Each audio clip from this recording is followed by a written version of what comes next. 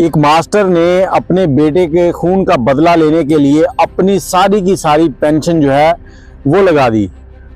अस्सलाम वालेकुम, कैसे हैं आप लोग। आज मैं एक छोटी सी स्टोरी आपको सुनाने जा रहा हूं।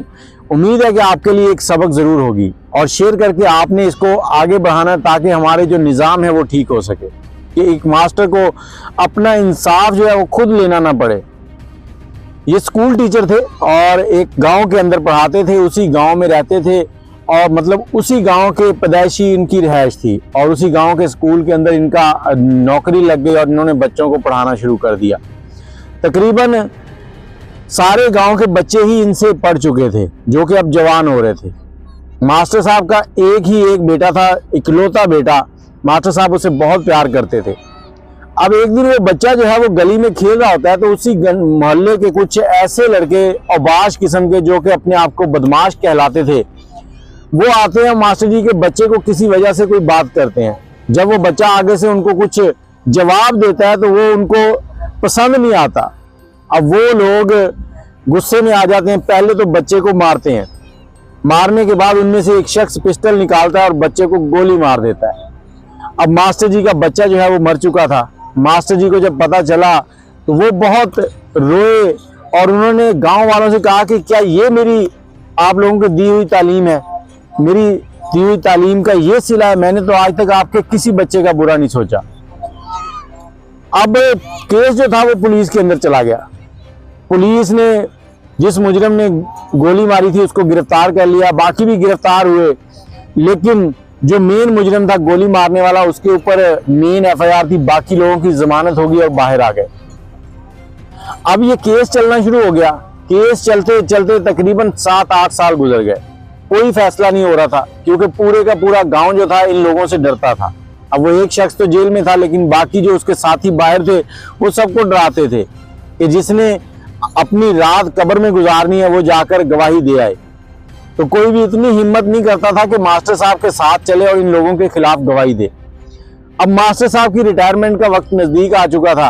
मास्टर साहब ने रिटायरमेंट ली और रिटायरमेंट से जो उनको पैसा मिला वो पैसा उन्होंने एक ऐसी जगह पे लगाया जहां से वो अपना बदला ले सके।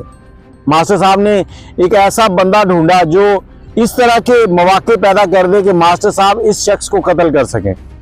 अब उस शख्स ने कहा कि मास्टर साहब आपकी जिंदगी जो है बड़ी अच्छी गुजरी है, आप अपने हाथ जो है खून से ना रंगे, ये काम मुझे सौंप दें, मैं इसको खत्म कर दूंगा।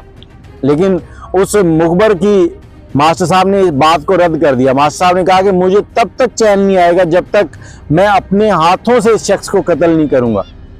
तो अब उस मुखबर ने मास्टर साहब की जितनी पेंशन आई थी सारी की सारी ली। तकरीबन 20 से 25 लाख रुपए उनको पेंशन मिली थी और ये कोई 6-7 साल पीछे की बात है, 2011-12 की कहानी है।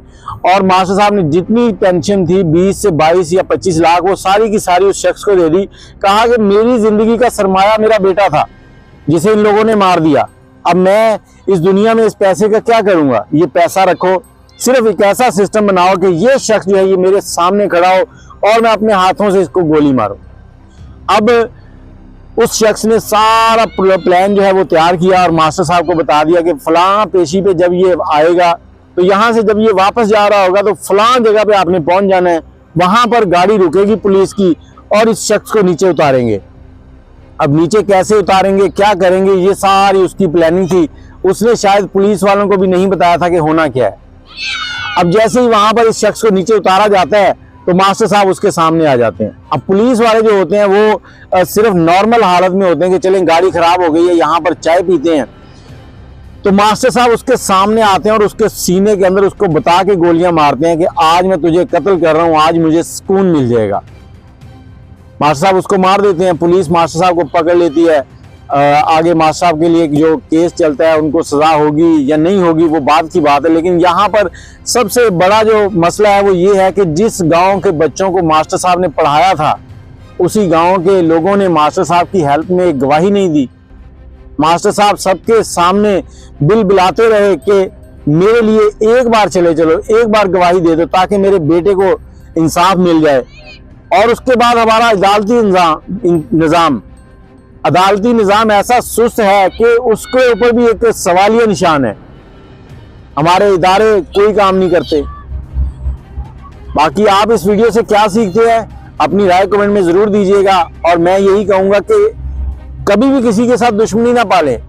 जब कमज़ोर शख्स खड़ा होता है ना तो वो बहुत बुरा होता है। वो एक खूनखार शेर की तरह होता है, एक जख्मी शेर की तरह जो हर चीज़ को तहस नहस कर देता है। अल्लाह हाफिज़।